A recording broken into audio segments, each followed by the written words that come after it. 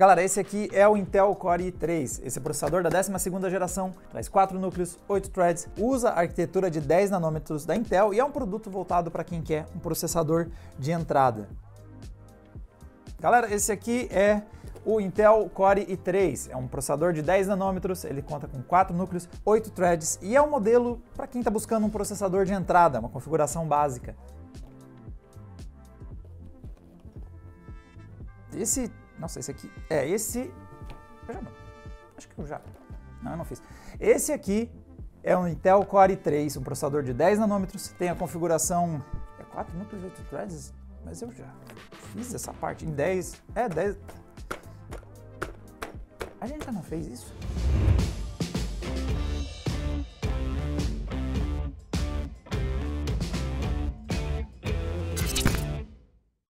Galera, sejam bem-vindos ao Dia da Marmota dos Intel Core i3. Of the Punxsutawney Groundhog Club.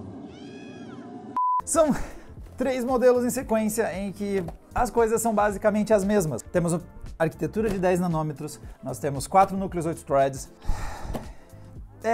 São produtos muito parecidos. As poucas mudanças aconteceram naquela configuração que alguns de vocês já estão adivinhando. Nós temos aumento nas frequências. Então, de geração em geração, tá na ordem certa. De geração em geração, a gente tem um aumento de 100 MHz no clock base, do 12100 para o 13100 e agora, para o assunto desse nosso vídeo, o 14100, enquanto que o boost também foi aumentado de 200 em 200 MHz. Para não dizer que também não teve outra mudança, do 12100 para o 13 e para o 14100, nós temos também uma leve mudança na quantidade de energia disponível. Então nós temos um pouquinho mais de watts sendo disponibilizados para você usar nesses dois modelos aqui, mas tirando isso, é fortemente um dia da marmota quando o assunto é Intel Core i3, 12ª, 13ª e 14ª geração. A questão de preço também é bem emparelhado, então eu vi uma diferença no momento que eu fiz a pesquisa, era na casa de uns R$50 separando esses 3 modelos, então não chegava a R$100 a diferença de preço. Então eles estão custando praticamente a mesma coisa. E como tem uma galera com orçamento apertado, por mais que nada esteja acontecendo aqui, ainda é uma das opções que a galera com um orçamento mais limitado tá de olho. Então, vamos dar uma olhada nos nossos testes de performance e vamos ver se no fim das contas, esses megahertz a mais não podem ter dado uma mudada na performance desses processadores. Começando aí a nossa visão nos testes, principalmente focado em performance de processador, né? Estamos falando aí de renderização, por exemplo. Cinebench com apenas um thread, veja como o 14100 não vai mal, ele está no mesmo score do 13400, né? Então ele empata com o Core i5, mas ele também fica ali nem 5% à frente do Core i3 13100. Agora, comparado com o 12100 e o 12400, vê que o single thread é um pouquinho mais alto. Os Raptor Lake, tanto da 13ª quanto da 14ª, tiveram uma melhora aí na performance single thread, em partes, como a gente mencionou, subiu frequências e também porque liberou um pouquinho mais de potência. Agora, quando a gente habilita todos os núcleos, a gente chega a ver uma diferença que chega a dar 11% comparando o Core i3 12100 versus o 14100. Então, tudo isso é resultado de frequências mais altas e mais energia disponível. Só que aqui entram os outros competidores desse segmento. Então, nessa faixa de preço aí na casa dos R$700, a gente tem circulando por ali modelos como o Ryzen 5 5500, o Ryzen 5 5600 e o Core i5 12400F. Eles não estão muito longe, eles custam mais caro, mas é uma diferença de preço de R$100 ou R$200. E voltando aqui para o multicore, olha como eles ficam consideravelmente à frente dele. Abre uma vantagem, o 5600 abre 26% de vantagem e o 12400 abre 30% de vantagem. 5500 abre só 15%, porque apesar de ele ter mais núcleos e mais threads, ele tem menos performance por núcleo por causa das limitações do Ryzen 5500. Ele tem menos cache nível 3 e isso impacta nesse resultado.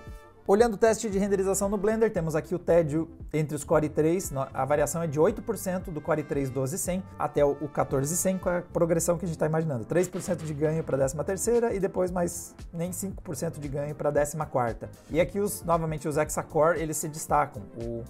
Mesmo o 5500 já abre 16% de performance, enquanto que o 5600 e o 12400 eles vão aí para mais de 30% de vantagem de desempenho. Então, nessa disputa de processador, nós temos o cenário em que o Core i3, o 14100, ele tem uma desvantagem versus rivais como o Ryzen 5 5500, porque ele tem 2 núcleos e 4 threads a menos. Mas, em contrapartida, ele tem muito mais performance por thread. Então, tanto por causa do aumento das frequências, quanto que a arquitetura Raptor Lake tem um bom desempenho por núcleo. Então, ele acaba se aproximando do 5500 e vai ficar num cenário em em que, se for uma função mais single thread, que não distribui para todos os núcleos e todos os threads processos, ele acaba às vezes até performando melhor que o Ryzen 5 5500 ou ficando próximo dele. O Ryzen 5 5500 vai abrir vantagem em testes como alguns dos que a gente mostrou aqui, como o Blender, esse tipo de renderização que ele pode usar todos os seus threads, apesar de cada um deles ter menos performance, no fim das contas ele tem mais threads, e aí ele vence na quantidade. Mas boa performance por single thread normalmente é um indicativo positivo para games, né? Então vamos dar uma olhada na nossa sessão de testes com games. Começando por Assassin's Creed Valhalla, o teste aqui em HD, para forçar ao máximo a performance dos processadores. Nós temos aqui uma diferença grande entre o Ryzen 5 5500 e o Core i3 14100.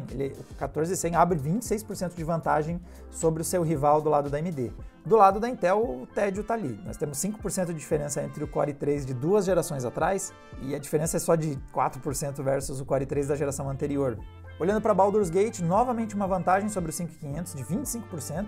Então, na verdade, o Core i3 14100 ele acaba ficando igual ao 5600. E na disputa entre os Core i3 entre si, até que temos uma vantagem boa para a 14ª geração. Ela abre 12% sobre o 12100. Agora, versus o 13100, a vantagem é de nem 2%. Então, temos um empate técnico. Call of Duty Modern Warfare, a vantagem é um pouquinho menor, mas ainda existe, versus o Ryzen 5 5500. Temos quase 12% de vantagem para o 14100, e entre os Core i3, uma vantagem, aí o 12100 e o 13100 praticamente empataram, enquanto que o 14100 abriu ali quase 10%, mas não chega a 2 dígitos percentuais. Note que os testes de games nós sempre vemos uma curva bem notável em favor do 12400F e do 5600. Os Hexa-Core sempre tem uma vantagem, mesmo nesses cenários aí em que performance, que o single thread é importante. Ter mais núcleos e mais threads está ajudando esses dois modelos, tanto da Intel quanto da AMD, versus esse modelo aqui. CS temos novamente uma vantagem de 30% para o Core i3 versus o Ryzen 5 5500, enquanto que a balada dos i3 está todo mundo igual, quase nada muda. Interessante ver que o CS não usa mesmo muitos threads, então o i3 14100 foi lá e empatou com o Core i5 12400F, então ele conseguiu buscar esse processador e não ficou tão longe, mas o Core i5 13400 ele abre 12%.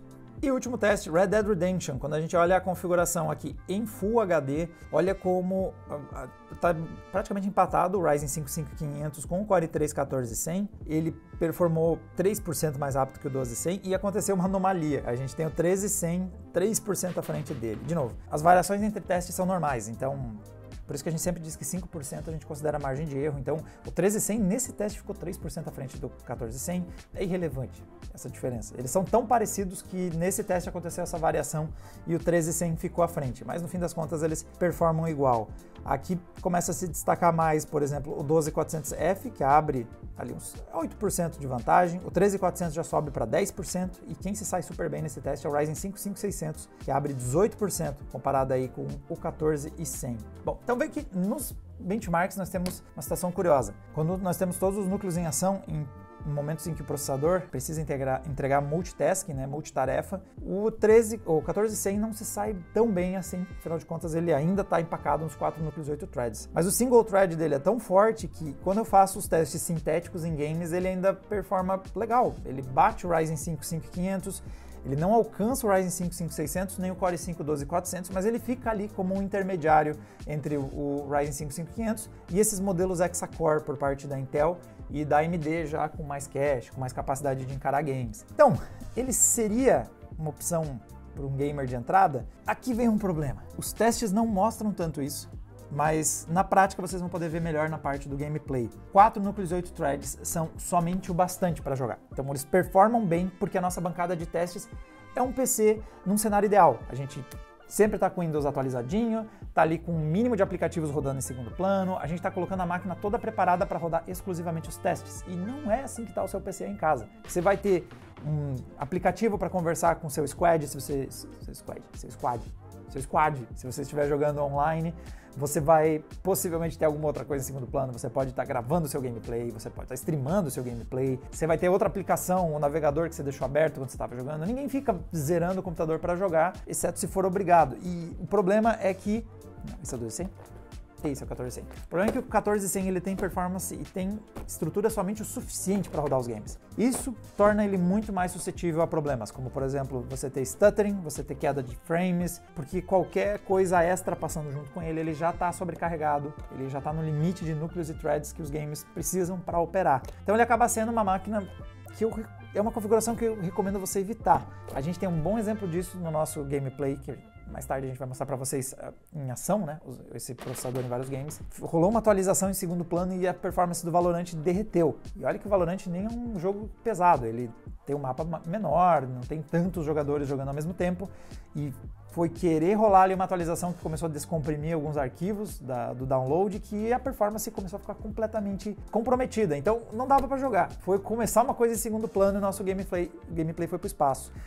Meu problema com o Core i3 é, se ele tivesse um preço mais baixo, para eu dizer, nossa, isso aqui é muito barato, até seria uma recomendação que eu faria mais fácil. Mas como ele já está se situando próximo de R$700, eu acho que você deve gastar 100, máximo R$200 a mais, que é o que te põe no patamar do Ryzen 5 5600 e do Core i5 12400F. O 12400F tem menos performance por thread, porque aí a 12ª geração tinha uns clocks um pouco mais baixos, o consumo um pouco mais baixo, mas em contrapartida ele é um processador com 6 núcleos e 12 threads e que eu sei que ele vai ter mais estabilidade. Não é uma atualização em segundo plano que vai tornar o seu gameplay impossível, ou você não vai ter que escolher entre jogar ou conversar com seus amigos no Discord. Você vai conseguir fazer as duas coisas em paralelo, vai ter núcleos e threads o suficiente. Então, o que nos leva à conclusão. Vale a pena esse processador? Ele tem algumas características interessantes. O fato dele ter um alto single thread, como tinha a 13ª e como tinha a 12ª, mas não tem muita novidade rolando por aqui.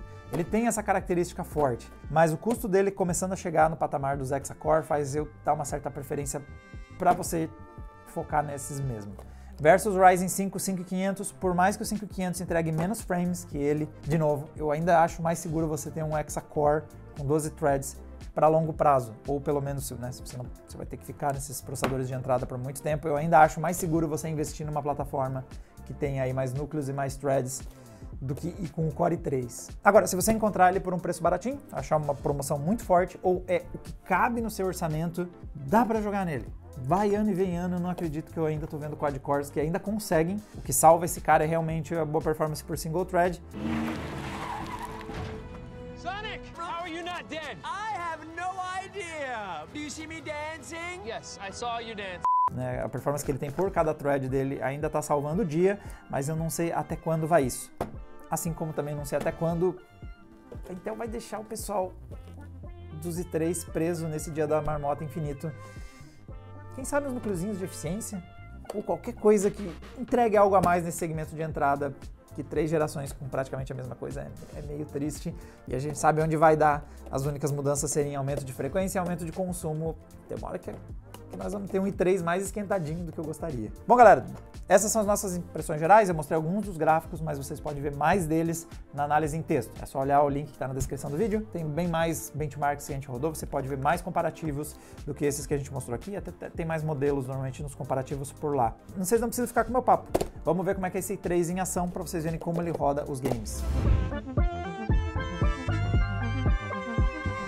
Antes de começar o gameplay, uma olhadinha então nas nossas configurações. O Core i3 14100, a gente está usando o Cooler Box, então se vocês forem vendo as temperaturas, teste com o próprio cooler que vem na caixa dele. A mainboard que a gente está usando é uma Gigabyte Z690, sem nenhuma necessidade de ser uma mainboard tão potente, mas é porque a nossa bancada de teste está com ela ali já montada. Memórias são 2 módulos de 16 GB, os dois estão operando a 3200, que é o suporte aí que a gente tem oficial com esse processador, né? Sem necessidade de ficar fazendo overclock acima do nível de suporte da controladora. E a placa de vídeo é uma 4090 rodando em Full HD para que ela faça os quadros no mais rápido possível tempo, para que a gente veja a pressão ser toda em cima do processador. Então a taxa de quadros é o máximo que o Core i3 conseguiu entregar e partiu jogar.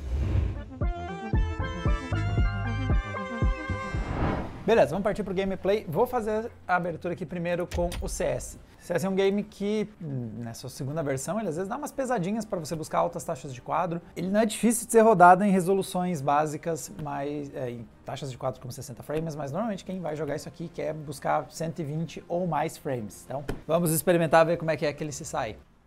Vamos lá, 280 frames, entre 200 e 300 nesse comecinho. Ah, o morri.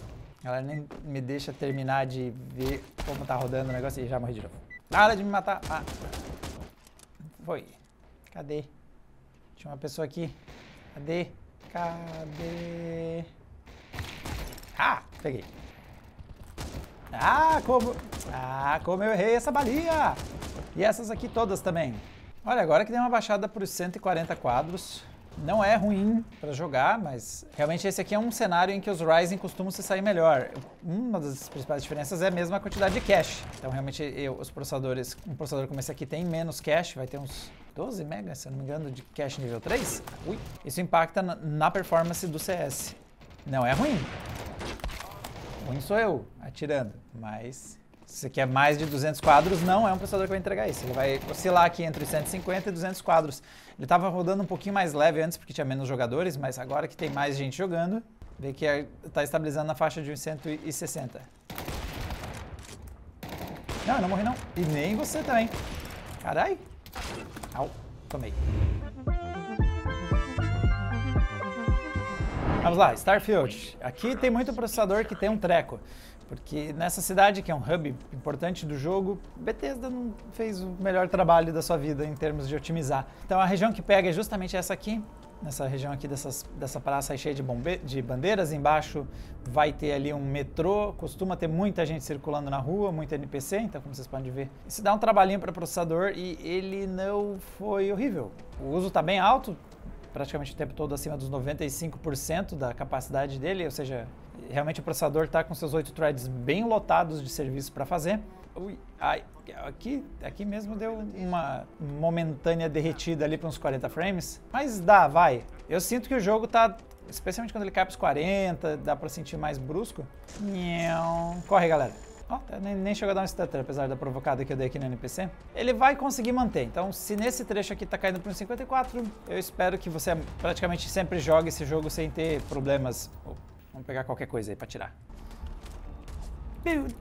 Ah, que ótimo, 0 balas. Que legal, que bacana. Então, vamos morrer a 50 frames, levemente instáveis. Isso é uma coisa que pega quando você tem a linha... muitos usos em todos os threads, é que o tempo dos quadros não fica tão estável.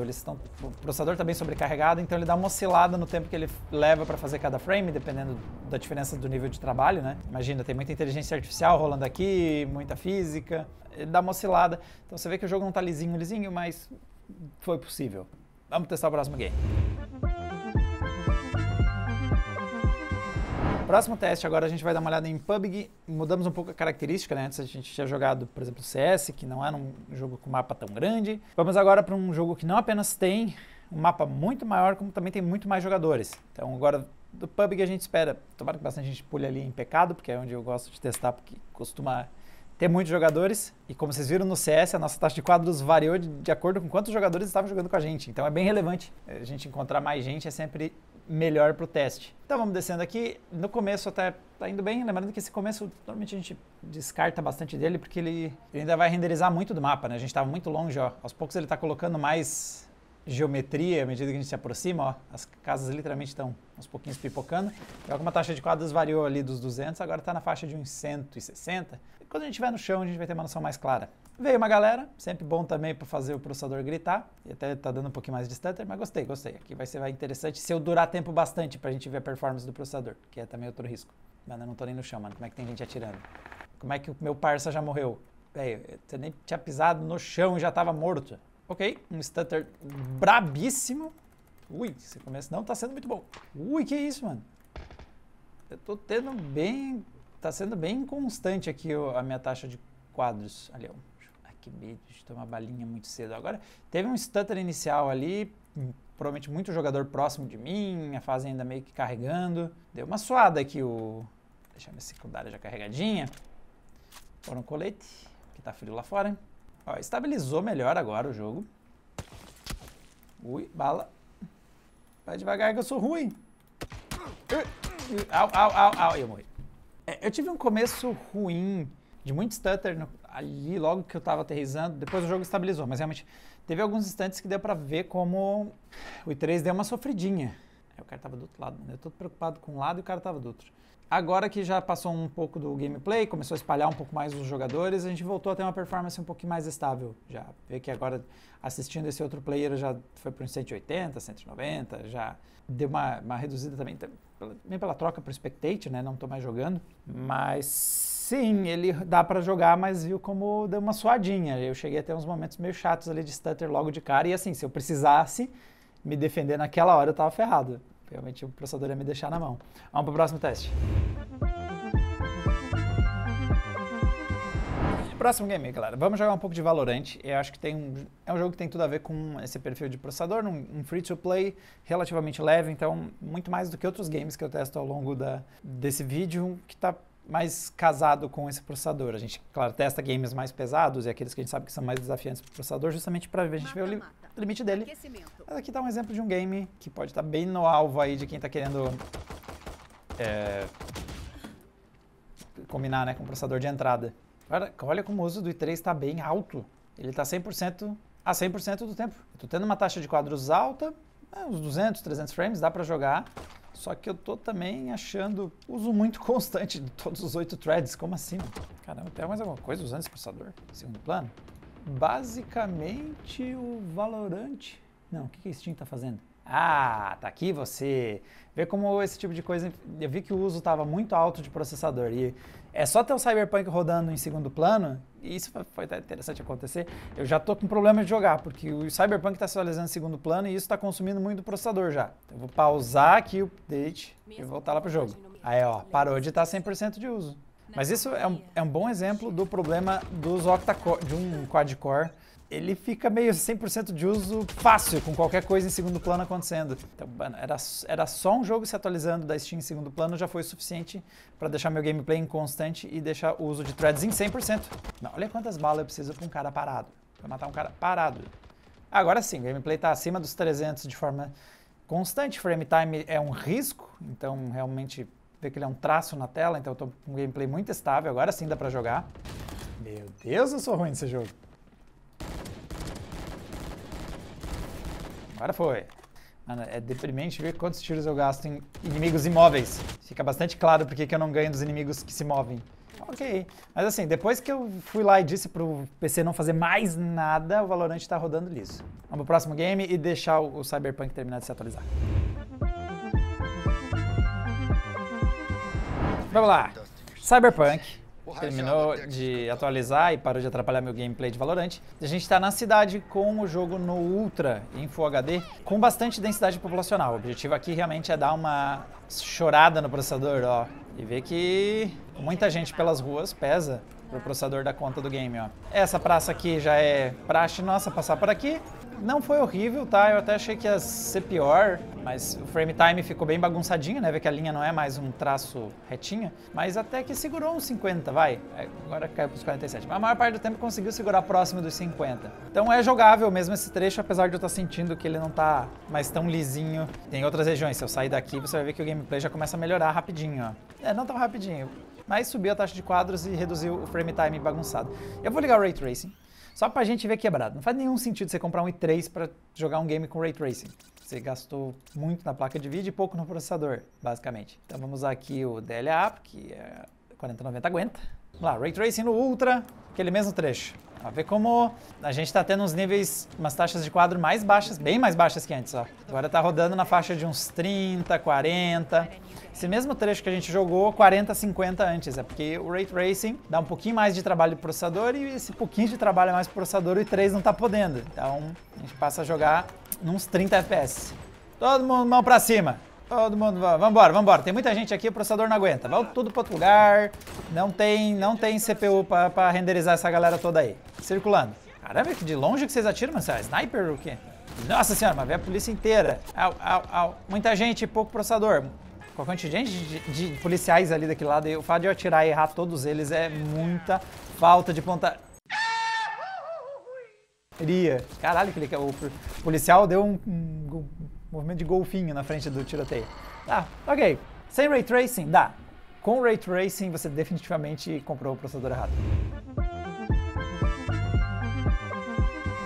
Beleza, e nossa saideira é Warzone. É um jogo que pesa em processador, muita gente, muito mapa, muita coisa pra lidar.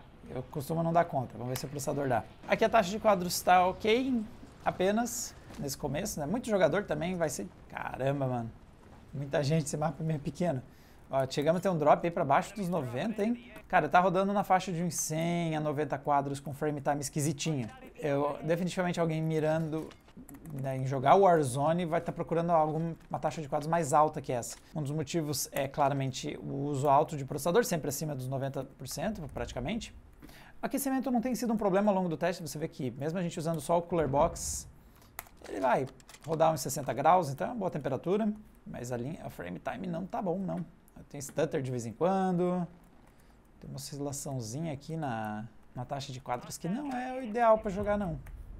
E até a própria taxa de quadros, né? A gente sempre vai buscar bem acima dos 120, 150, indo para os 200 quadros em gameplay competitivo e não tá rolando, não.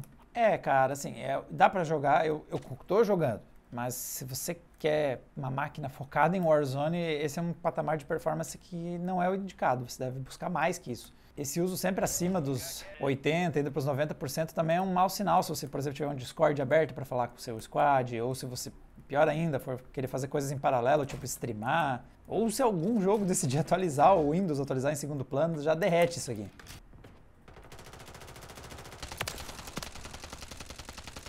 Porra! Porra! Caramba, não acaba mais esse teu colete, mano? Que isso? Tá indo, tá. À medida que eu tô aqui mais preocupado em jogar, eu tô conseguindo jogar. Mas eu ainda acho que você deve dar uma caprichadinha extra aí no processador pra garantir que vai acertar essas balinhas aqui no Warzone.